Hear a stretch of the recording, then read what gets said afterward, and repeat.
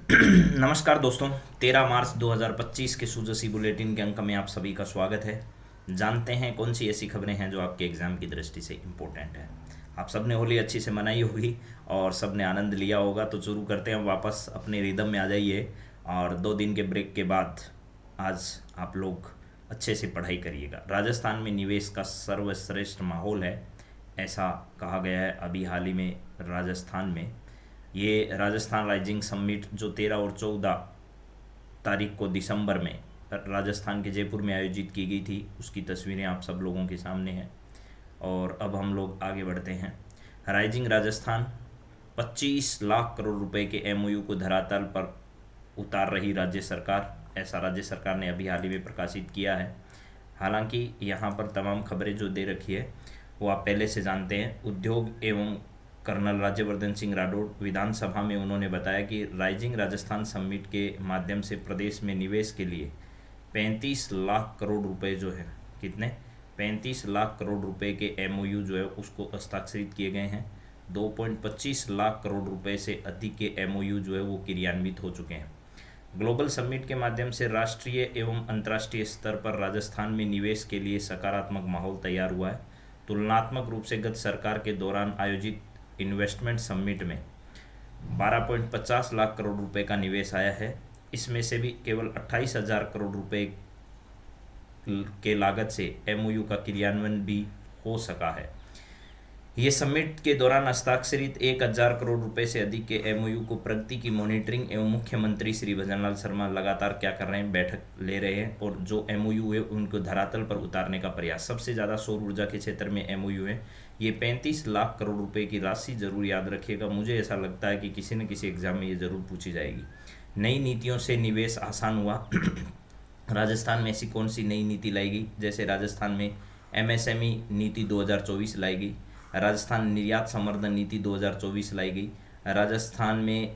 राजस्थान एक जिला एक उत्पाद नीति 2024 है। ये सारी योजनाएं जो है वो नवाचार की दिशा में नया कदम और निवेश को प्रोत्साहित करने वाली है।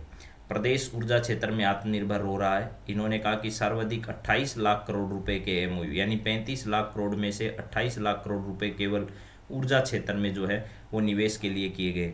इसमें से 4,000 मेगावाट की इंस्टॉल्ड कैपेसिटी विकसित कर हमारी सरकार ने एक साल में 2,680 मेगावाट की इंस्टॉल्ड कैपेसिटी जो है क्या की है, विकसित की है, ऐसा उन्होंने कहा है। इसके बाद अगर बात करें ग्लोबल राजस्थान समिट के दौरान, तो राजस्थान को $350 बिलियन की अर्थव्यवस्था बनाए जाने की दिशा में जो है वो प्रयास किया जा रहा है। एमओयू समीक्षा की त्रिस्तरीय व्यवस्था है। ये क्या कहा गया? तो यहाँ पर कहा गया कि त्रिस्तरीय व्यवस्था लागू की गई है। 1,000 करोड़ रुपए से अधिक की राशि वाले एमओयू की समीक्षा मुख्यमंत्री खुद कर रहे हैं और 100 करोड़ से 1,000 करोड़ रुपए तक की राशि वाले एमओयू की समीक्षा मुख्य सचिव के स्तर पर की जा रही है। 100 करोड़ रुपए से कम राशि वाले एमओयू की समीक्षा विभागीय सचिव स्तर के द्वारा साप्ताहिक तौर पर की जा रही है। इस समिट के तहत 35 लाख करोड़ रुपए से अधिक एमओयू किए गए थे। 32 लाख करोड़ रुपए के 261 एमओयू 1,000 करोड़ रुपए से अधिक वाले हैं और 100 करोड़ से अधिक व 1,000 करोड़ रुपए से कम राशि वाले जो हैं वो हज़ारों की संख्या में एमओयू किए गए। तो ये सब कर्नल राज्यवर्धन सिंह राठौड़ ने विधानसभा में कहा कि हम जो है वो रिफॉर्म, परफॉर्म और ट्रांसफॉर्म के सूत्र को अंगीकार करते हुए प्रदेश में लगातार राज्य की प्रगति के लिए अहम निर्णय ले रहे हैं और राज्य सरकार प्रदेश में निवेश को आकर्षित करने के लिए प्रयास कर रहे हैं। जल जीवन मिशन जो है अब प्रभावी क्रियान्वयन के लिए जल स्रोतों की उपलब्धता की जा रही है सुनिश्चित। आपको पता है कि जल की उपलब्धता को सुनिश्चित करने के लिए राजस्थान में जो है वो एक अभियान भी चलाया जा रहा है, माटी की ओर अभियान। ठीक है, ये पेयजल या जो अभियान हमारे द्वारा जन अभियांत्रिकी स्वास्थ्य विभाग जो है उनके द्वारा चलाया जा रहा है। जल जीवन मिशन के तहत ही जन स्वास्थ्य अभियांत्रिकी मंत्री जी है वो कन्हैया लाल जी हैं। विधानसभा में इन्होंने कहा कि हर घर नल के माध्यम से जल पहुंचाने वाला जल जीवन मिशन जो है उसके प्रभावी क्रियान्वयन के लिए हम काम कर रहे हैं। प्रत्येक गांव ढाणी तक जो है पेयजल पहुंचाना राज्य सरकार की प्रमुख प्राथमिकता है। मुख्यमंत्री श्री भजनलाल शर्मा जी के नेतृत्व में महत्वपूर्ण निर्णय जो हैं वो लिए जा रहे हैं। इसके अलावा अमृत 2.0 योजना के तहत शहरी निकायों में पेयजल समस्या के निराकरण के लिए वित्तीय स्वीकृतियां दी जा रही है।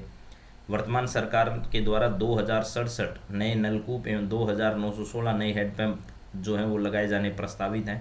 ये पेयजल के संदर्भ में सारी बातें जो है उन्होंने इस क्षेत्र में जो भी यहाँ पर हो रहा है वो सब बताया। और आपको ये भी पता होगा कि इस जल जीवन मिशन की अवधि जो है वो केंद्र सरकार ने क्या कर दी है, बढ़ा दी है। गत वर्ष जल जीवन मिशन में प्रदेश की रैंक लगातार न्यूनतम स्तर पर रही और भजनलाल शर्मा जी के नेतृत्व में इसकी स्थिति सुधर रही है। गत सरकार में जल स्रोतों की व्यवस्था किए बिना पेयजल कनेक्शन दिए गए। हमारी सरकार ने इस कमी को दूर करने का प्रयास जो है वो किया है, ऐसा इनका कहना है। तो बेहतर क्रियान्वयन के लिए आमजन से फीडबैक भी लिए जा रहे हैं। इस योजना को धरातल पर उतारने के लिए सघन मॉनिटरिंग कार्यक्रम चलाया जा रहा है और योजना का मौका मुआयना कर गुणवत्ता सुनिश्चित की जा रही है और प्रदेश में पंपिंग स्टेशनों के लिए सौर ऊर्जा का उपयोग करने की भी तैयारी है। इसके बाद में नए जल कनेक्शन की प्रक्रिया अब सरल हो गई है। शहरी क्षेत्र में पेयजल उपभोक्ताओं को नया जल कनेक्शन लेने की वर्तमान जटिल प्रक्रिया को सरल बनाया गया है। अब जल संबंध के लिए आवेदन पत्र प्राप्त होने एकल मांग पत्र राशि 8,100 रुपये प्रति जल संबंध का प्रावधान किया गया है। इससे भावी जल उपभोक्ताओं को रोड कट अनुमति, मीटर खरीदने एवं नल कार इत्यादि के लिए अलग अलग एजेंसियों के चक्कर जो है वो नहीं काटने पड़ेंगे। यानी आपको नया जल कनेक्शन अगर लेना है तो अब आपको आसानी होगी, ऐसा इसमें कहा गया है। मुख्यमंत्री द्वारा विभिन्न पेयजल परियोजनाओं के लिए जयपुर जिले के लिए 2,675 करोड़ रुपए एवं अजमेर के लिए 1,077 करोड़ रुपए के बजट में प्रावधान किए गए। इससे आने वाले समय में वर्ष 2053 तक जनसंख्या के अनुसार कार्य किए जाएंगे। शिकायतों के समय पर निस्तारण के लिए कॉल सेंटर भी सरकार के द्वारा तय किए गए हैं। पेयजल के लिए राजस्थान वाटर सप्लाई व सीवरेज एक्ट 2025 का प्रारूप तैयार किया जा रहा है। ये जो है वो 1979 वाले एक्ट का स्थान जो है वो लेगा, जिसमें जल के दुरुपयोग को रोकने, अवैध जल संबंध पर लगाम लगाने, बूस्टर नहीं लगाने तथा विभाग के कर्मचारियों से अभद्र व्यवहार व मारपीट करने वालों को दंडित करने के प्रावधान का अभाव था। अब सरकार नया एक्ट जो लेकर आई है उसके अंतर ये सारे प्रारूप जो है वो तैयार कर लिए गए, जिससे उपरोक्त कृत्यों पर जो है वो सख्त कार्रवाई का प्रावधान जो है वो किया जाएगा सरकार के द्वारा। तो ये सारी खबरें इसमें थी। और आपको पता है जल जीवन मिशन की अवधि भी सरकार ने क्या कर दी है, 2028 तक बढ़ा दी है, ऐसा भी आपको ध्यान है। 42,000 से अधिक गाँव को पेयजल कनेक्शन देने की योजना स्वीकृत है और 93,227 करोड़ रुपये इस पर खर्च सरकार करने वाली है। तो जल जीवन मिशन इम्पोर्टेंट है।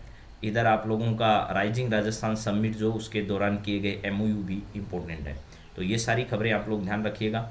अगली क्लास में वापस आप लोगों से मुलाकात करेंगे कुछ नए इश्यूज़ के साथ। तब तक have a nice day. Thank you.